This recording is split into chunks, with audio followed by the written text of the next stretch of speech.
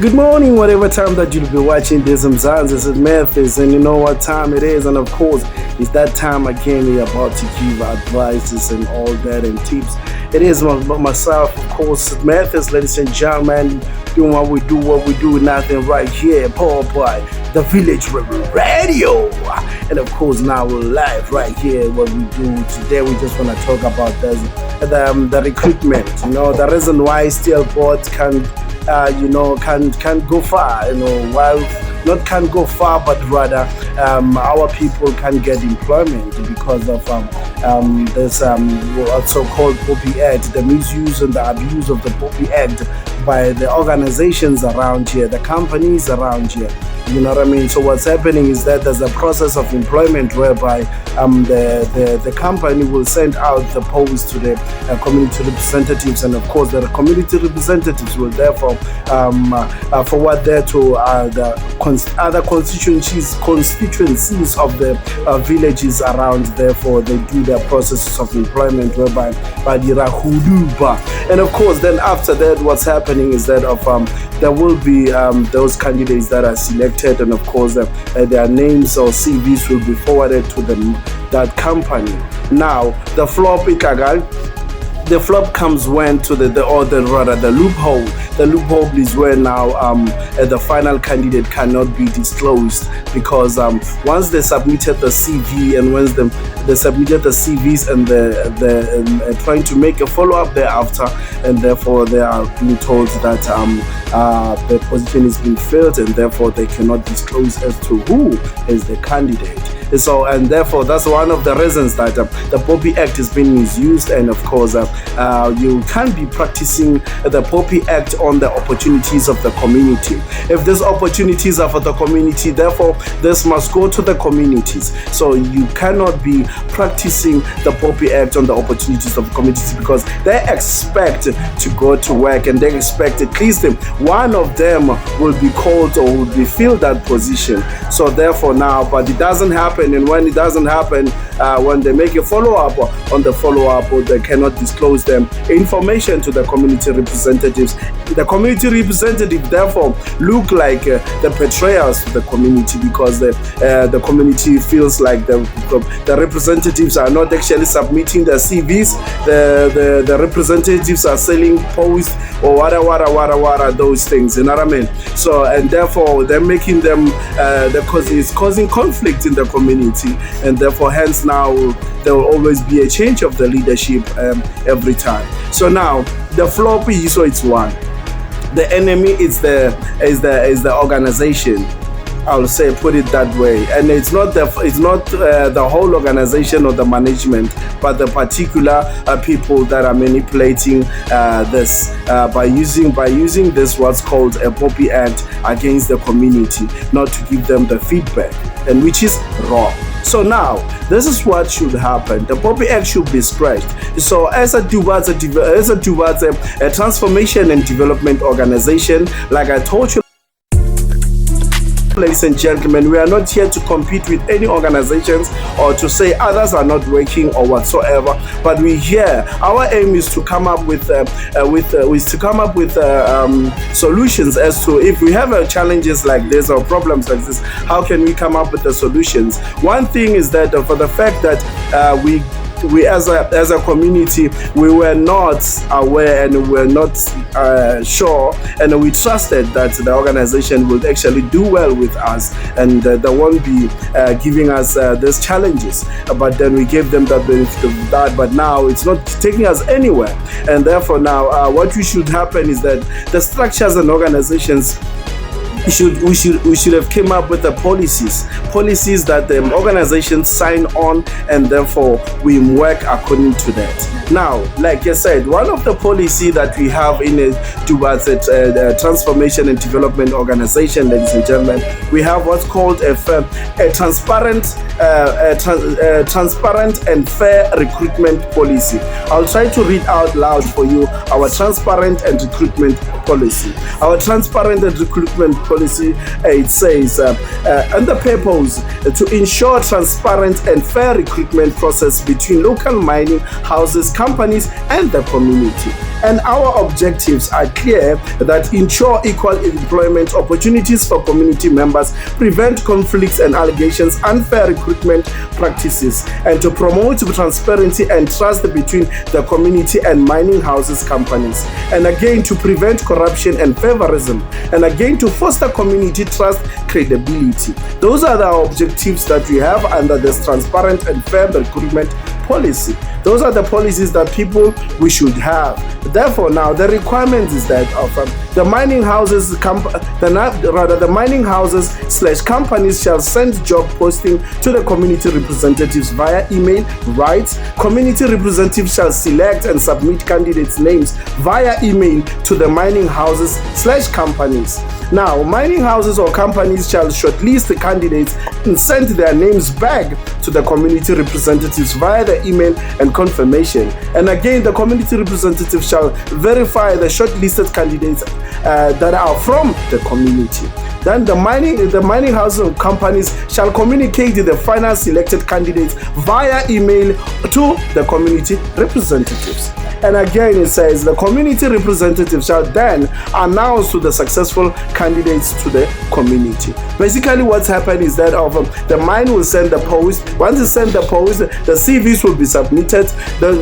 Before the actual documents should be submitted, what should happen is that the community representative will combine the names of all the candidates from the different villages, combine all the names and send it in replying that email from the company that says they're looking for this particular person to fill up this post. So they must then reply back with the names. If it's Rapasha, it's Rapasha, Mampuru, according to the villages. Then send it back to the mining. Once it's sent back to the mining, the person tomorrow, the next day, the community representative should then submit the actual documents. How do they submit the actual document?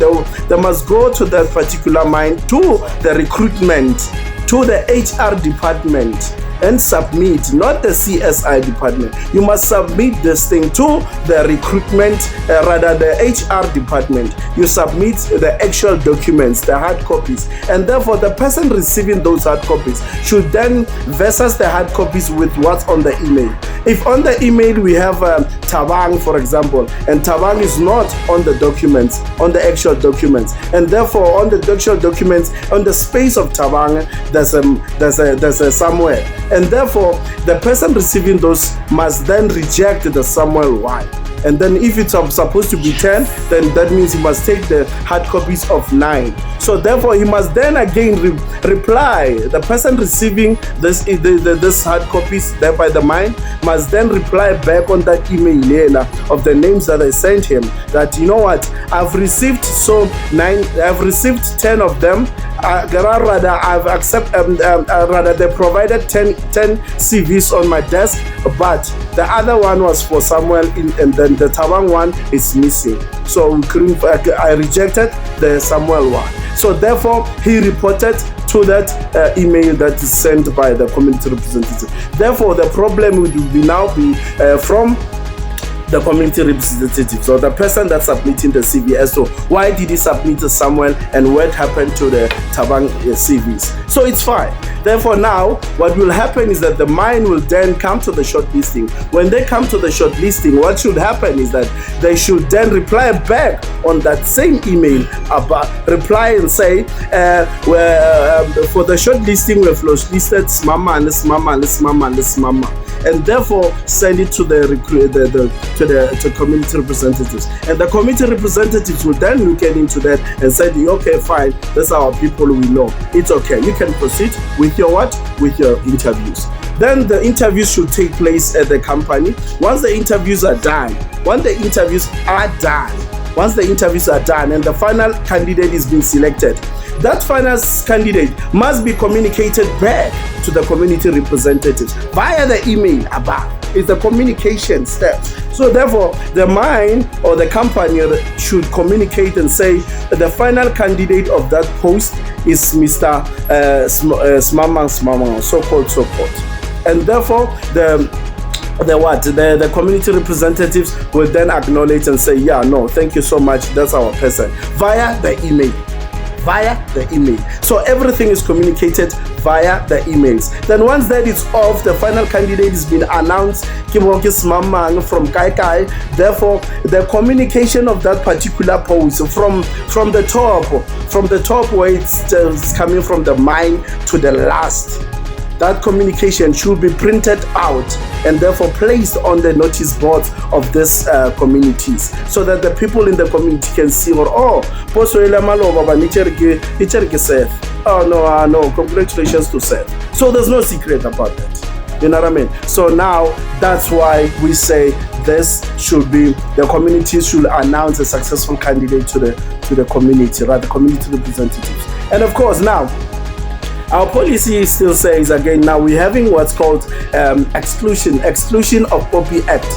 Exclusion of Poppy Act. The community recruitment shall process, rather, the community recruitment progress shall be exempt from the protection of personal information. The Poppy Act, which is protection of personal information, should be exempt from that act. The act to ensure transparency and trust. And again, the Poppy Act shall not be applied to the community opportunities, allowing for transparent disclosure of selection candidates. You know, because now if the Poppy Act is not there, we're allowing the transparent disclosure. Because I don't think if it's me, Seth, being hired on that particular company, I don't think I have a problem with my community to know that on that post it's me. You see? So now they're placing that, it's kind of a loophole that gives them that particular company to actually place their people and then come out, and when you guys are looking for them what's called a feedback as to who got the job, and therefore Poppy Act, my food. Now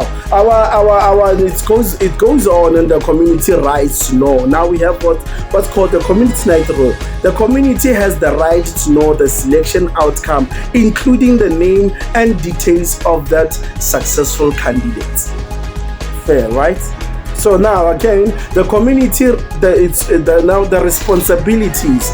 Now let's check on the responsibilities. The responsibilities. Mining houses and companies shall ensure transparent recruitment progress, and community representatives shall ensure fair selection and submission of candidates. Now, if we are working on this, we'll then get to know who is actually not making our people to go to work. Is it us or is it the organizations? Because now no more Poppy Act. Things must just run as they are. So now, yes, again it says that both parties shall maintain an open communication channel, and community representatives shall submit CVs on the behalf of the community, and the selection process shall be transparent and fair. The successful candidate's information shall be disclosed to the community.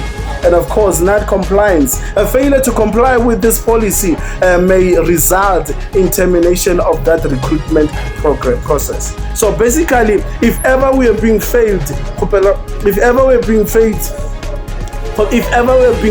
therefore we will know we're being failed by the community representatives or we're failed by the company itself. So therefore, these policies, we then take it to the mines. They must put on signatures, the representatives and the community representatives, and therefore it stays as it's. So now, ladies and gentlemen, what I was trying to say here, as to transformation and transparent development organization, we are here to try to make sure that we advise and guide our communities and our community representatives as how things should go. And of course, as the companies as well should understand our policies, that as a community we do have policies. We do have policies that when we come to the recruitment, to the opportunities of the community, this is how it should be treated like. You can't be practicing a Poppy Act on the opportunities of the community. Therefore, it means there's something there. Poppy Act should not be applied. Now, ladies and gentlemen, that's for me. Sethmathis, of course, this is the Village Radio, and of course, I'm representing Duwase, a transformation and development organization. We're gonna do them. But changing the face changes nothing, but facing the change changes everything. Muchachos, adios.